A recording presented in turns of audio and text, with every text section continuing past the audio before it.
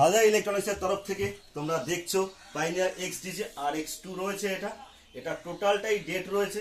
এটা আমার কাছে এসছে দুদিন হলো, আমি দুদিন ধরে এটা কাজ করেছি।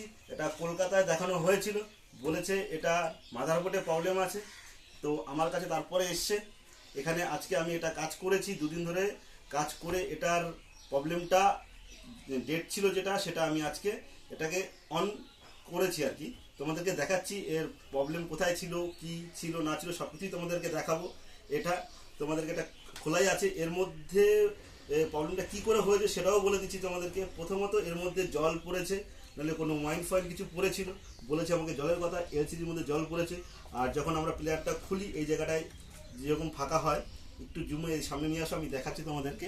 এখানে ফাঁকা হয়, এই জায়গাটা দিয়ে ঠিক জলটা ঢোকে, এই জায়গাতে ঠিক জলটা ঢোকে। এটা আবার খুলে দিই তোমাদেরকে দেখানোর জন্য। জলটা যদি এখানে ঢোকে বা কিছু ঢুকলে পরে এখানে টোটালটাই নিচে মেন হচ্ছে মাদারবোর্ড। এই মাদারবোর্ডটায় জলটা গেছে, জলটা গিয়ে দেখো টোটাল এই যে তোমার হাড্ডি আর কি, এটা হাড্ডি বলে, ঠিক আছে। এটা সিলভারের পাত্তা দিয়ে রয়েছে তো, লোহার পুরো চেচিসটা এর নিচে পুরো জল ধরে জং ধরে গেছে।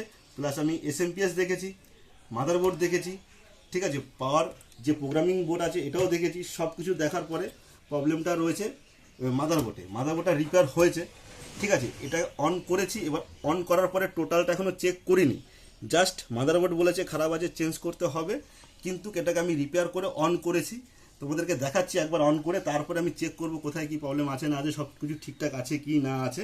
তো একবার এটাকে অন করে নিই, ঠিক আছে।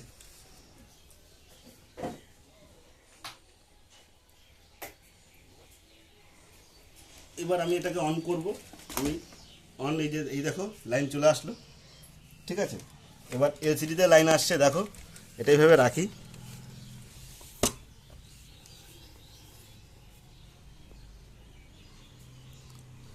এবার আমি পেন ড্রাইভটা লাগিয়ে নিই। পেন ড্রাইভে আমি প্রথমে দেখেছিলাম যে পেন ড্রাইভে 1 নম্বরে যে পোর্ট আছে এটা সাপোর্ট করছে না, হয়তো বা এখানে ইউএসবি যে ডুয়েল আইসির যে ব্যাপারটা রয়েছে ওখান থেকে নাও নিতে পারে রিড, কিন্তু 2 নম্বর চ্যানেলটা রিডটা নিচ্ছে খুব সুন্দর। এবার 2 নম্বর চ্যানেলে রিড নেওয়ার পরে দেখো এই যে রিড নিয়ে চলে আসলো। এলসিডিটা যদি বা খোলা আছে,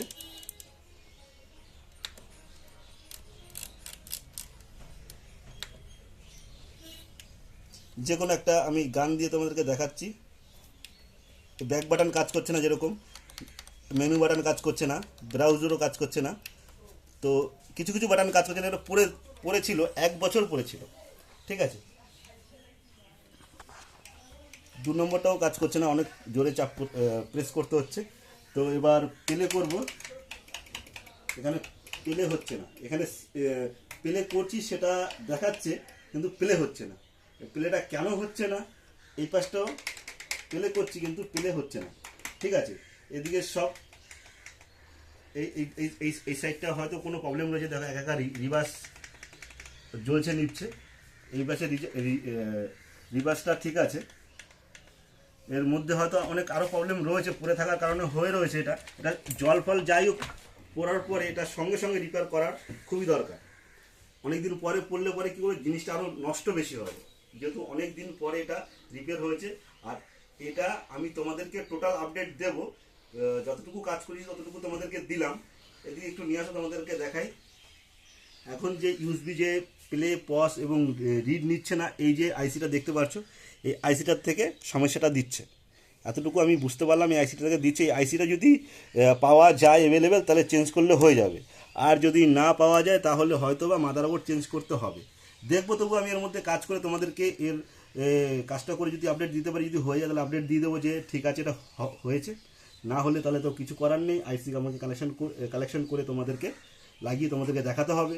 তো এই সমস্ত কাজ মানে কোথা থেকে প্রবলেম দেবে কি না দেবে খুঁজে বার করতে গেলে আর ধৈর্য ধরে ভিডিও বানাতে গেলে অনেক বড় ভিডিও হবে, তার মানে বলে বোঝাতে পারবো না। তো যতটুকু শর্টকাটে পারি ততটুকুই।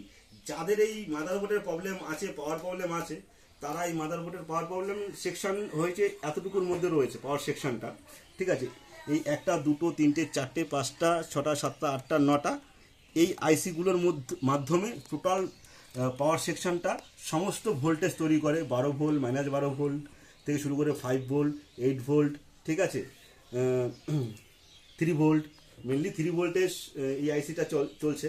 ওখানেও 3 ভোল্টের কাজ আছে, 3.5 ভোল্টের কাজ আছে, অনেক ভোল্টেজ এখান থেকে সব সাপ্লাই সব জায়গায় যায়। তো এখন সব ভোল্টেজ সাপ্লাই সব কিছু ঠিক আছে, অন আছে, কিন্তু প্রবলেম হয়ে রয়েছে এই আইসির জন্য, এই জিনিসটা হচ্ছে না। তো আমি এখনও ল্যাপটপ মিডি কানেক্ট করে দেখিনি যে এটা ল্যাপটপ থেকে চলছে কি না, দেখে তোমাদেরকে আপডেট দেওয়ার চেষ্টা করব।